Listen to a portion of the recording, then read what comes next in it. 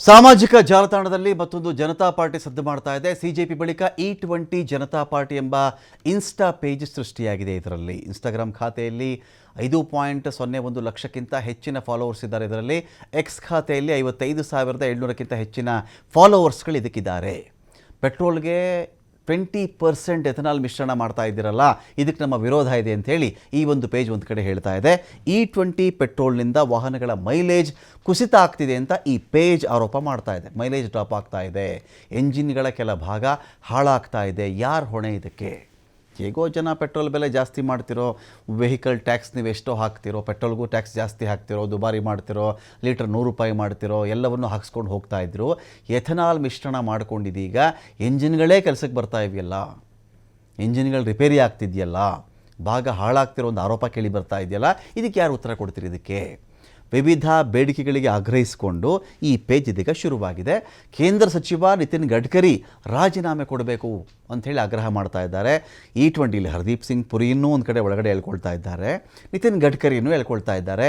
E20 Janata ಪಾರ್ಟಿಗೆ ಜಾಲತಾಣದಲ್ಲಿ ಭಾರೀ ಬೆಂಬಲ ಒಂದು ಕಡೆ ವ್ಯಕ್ತವಾಗ್ತಾ ಇದೆ. ಇದು ರಾಜಕೀಯ ಪಕ್ಷ ಅಲ್ಲ ಅಂತ E20 ಜನತಾ ಪಾರ್ಟಿ ಹೇಳ್ತಾ ಇದೆ. ಒಂದು ಕಡೆ ಸಾಮಾನ್ಯ ನಾಗರಿಕರ ಸಮಸ್ಯೆಗಳ ಬಗ್ಗೆ ಧ್ವನಿ ಎತ್ತುವಂಥ ಪಾರ್ಟಿ ಇದು.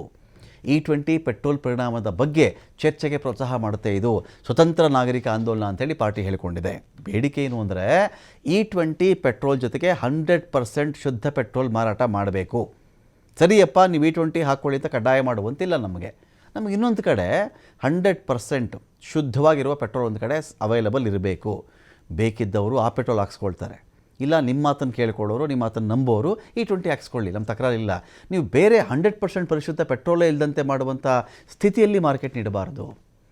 ಗ್ರಾಹಕರಿಗೆ ತಮಗೆ ಬೇಕಾದ ಇಂಧನ ಆಯ್ಕೆ ಮಾಡಿಕೊಳ್ಳುವ ಅವಕಾಶ ಸ್ವತಂತ್ರ ಸಿಗಬೇಕು.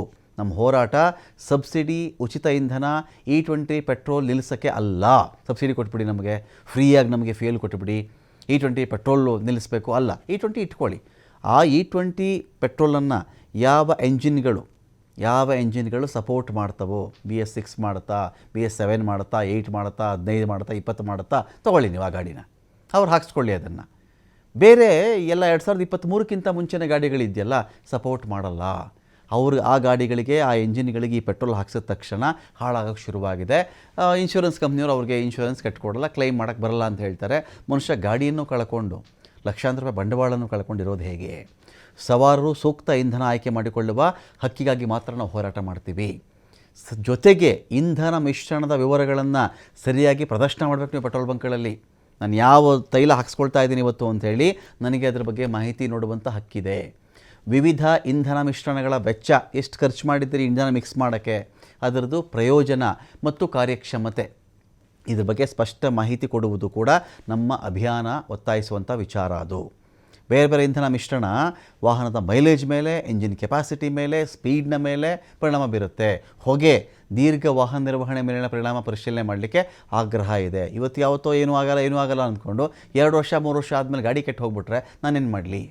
2 ತಿಂಗಳ ಮೇಲೆ ಗಾಡಿ ಕೆಟ್ಟೋದ್ರೆ ನಾನೇನು ಮಾಡಲಿ? ಎಲ್ಲ ಪರಿಶೀಲನೆ ಆಗಬೇಕು ಅಂಥೇಳಿ ಇದೀಗ ಈ ಒಂದು ಪೇಜ್ ಇಲ್ಲಿ ಆಗ್ರಹ ಮಾಡ್ತಾ ಇದೆ.